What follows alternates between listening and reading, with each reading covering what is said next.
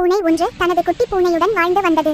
நட்சத்திரக்குறி அம்மா பூனை எப்போதும் குட்டியை பாதுகாக்க மிகவும் கவனமாக இருக்கும். வீட்டைச் சுற்றியுள்ள ஆபத்துகளை பற்றி எச்சரித்துக் கொண்டே இருக்கும். நட்சத்திரக்குறி குட்டி பூனை இது மிகவும் துருதுருவென்று உலகம் முழுவதும் என்ன இருக்கிறது என்று பார்க்க ஆசைப்படும்.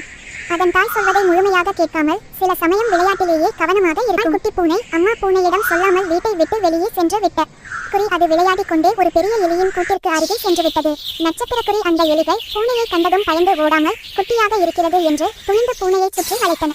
நட்சத்திரக்குறி குட்டி பூனைக்கு என்ன செய்வது என்று தெரியாமல் மியாவ் அம்மா என்று பயத்தில் கத்தியது. சத்தம் கேட்ட அம்மா பூனை உடனே அந்த இடத்திற்கு ஓடி வந்தது.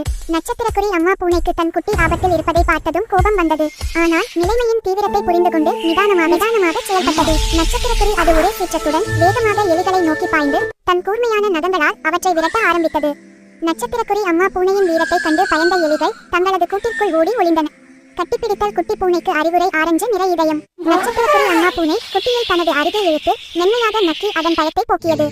நட்சத்திரக்குறி பின்னர் பார்த்தாயா குட்டி, நீ தைரியசாலிதான். ஆனால் நான் உனக்கு சொன்னது போல் ஆபத்துகள் எப்போதுமே தெரியாமல் வரும்.